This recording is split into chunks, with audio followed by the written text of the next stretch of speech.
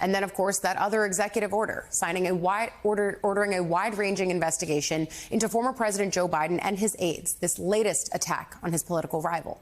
Trump is accusing the aides of covering up Biden's alleged cognitive decline and using the auto pen to sign bills and assert exclusive presidential power, including on pardons, executive orders, and other documents. Trump directed Attorney General Pam Bondi and the White House counsel to lead that investigation. But the move appears to be an effort to possibly pave the way for Republicans to argue that many of Biden's actions as president weren't valid. But let's be clear here. The Justice Department, during administrations under both parties, has recognized the use of auto pen to sign legislation and issue pardons for decades. And Trump presented zero evidence that Biden was unaware of any actions taken in his name. Also, the president's absolute pardon power is enshrined in the Constitution.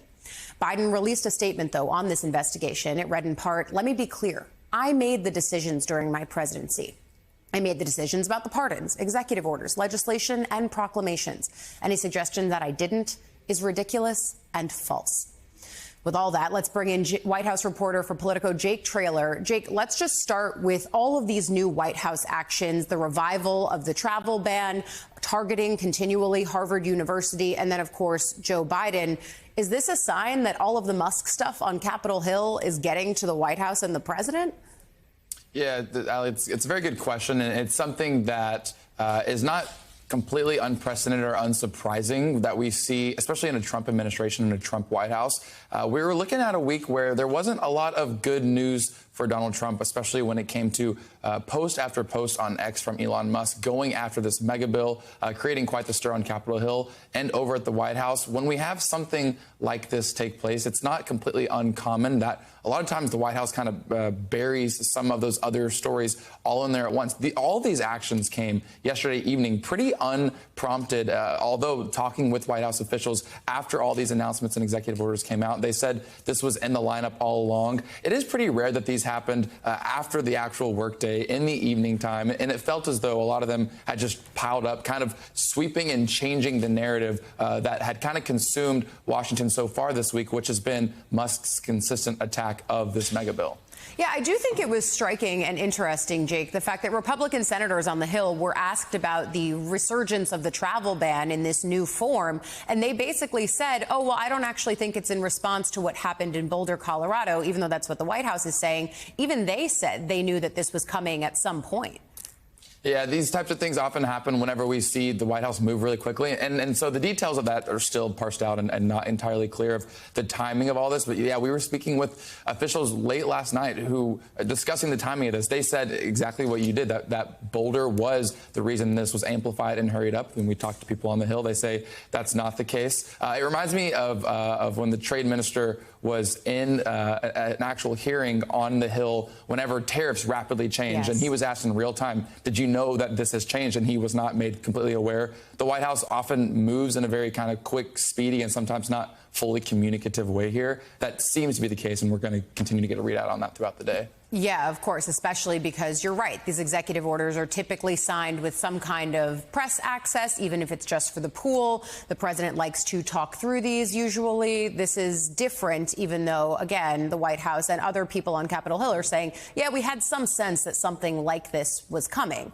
Of course, the fact that it comes against this backdrop is notable, of course, Jake, because Elon Musk is ramping up his criticism of President Trump's legislative agenda, calling on senators to kill the bill, like the seminal bill that will do all of their policy items. In a series of social media posts yesterday, the Tesla CEO tried to rally Republicans against the legislation, urging voters to call their senators and congressmen, writing, quote, bankrupting America is not okay. Musk also suggested drafting a new bill that won't add to the national debt. Sure, what? Like it's hard? The comments mark what appears to be an escalation in the rift between Musk and the Trump administration. One senior White House official telling NBC News President Trump is now considering how and when to respond, adding that he was, quote, caught off guard but not entirely surprised by Musk's opposition. Meanwhile, House Speaker Mike Johnson had this to say. Elon and I left on a great note. We were texting one another, happy texts, Monday. And then yesterday, 24 hours later, he does a 180 and he comes out and opposes the bill. And it surprised me, frankly. I think he's flat wrong. I think he's way off on this, and I've told him as much, and I've said it publicly and privately. I'm very consistent in that.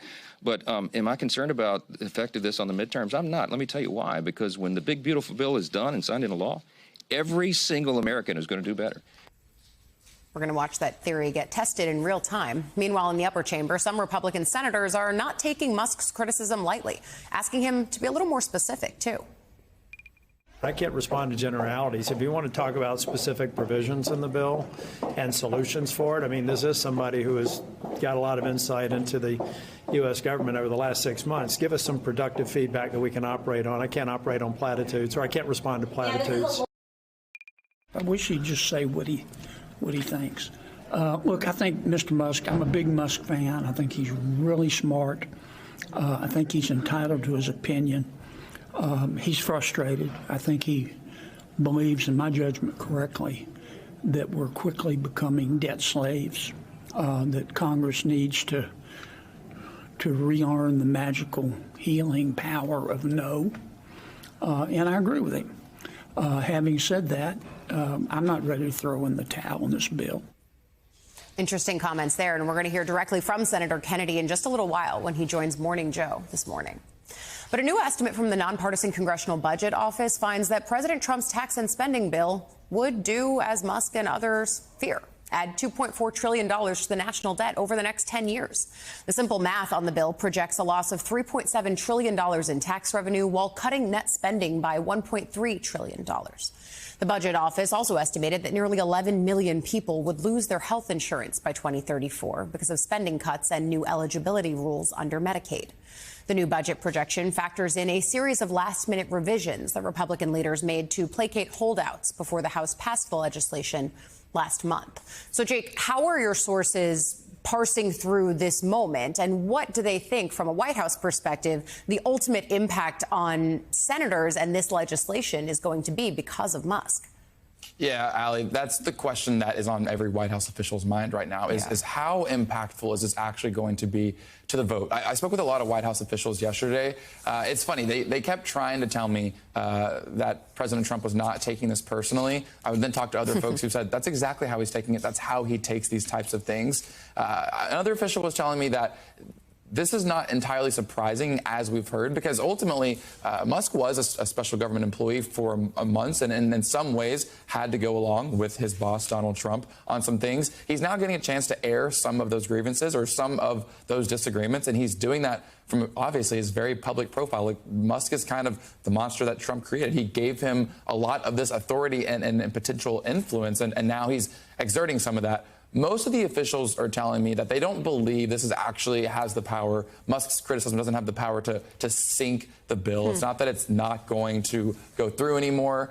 They still say they feel very confident about that. What it does, most importantly, though, is it gives some of these Republican holdouts, the Josh Hawleys and others, who already are showing some hesitancy towards supporting this bill, what it does is it gives them more and more opportunity to dig their heels in. And ultimately, it might end up having to make the White House give certain concessions to these senators that they weren't planning on doing in the first place. So it doesn't entirely sink the bill, they say, but it does frustrate them. And that's clear from some of the response yesterday. I think that's right. I mean, it definitely shakes the turf on Capitol Hill. What I think some people on the House side were expecting to be minimal changes from the Senate, now they are bolstered in their ability to make some, and the White House may have to give them that cover because of Elon Musk. And then once again, it leaves House Republicans in the position that many of them were worried about, which is defending on the campaign trail the most, we could say, extreme version of this bill. And they're going to still have to take that back to their constituents after defending Musk and Doge for all of these months in front of angry town halls. Jake Traylor, thank you, as always, for coming on. We appreciate your reporting. A lot to cover here.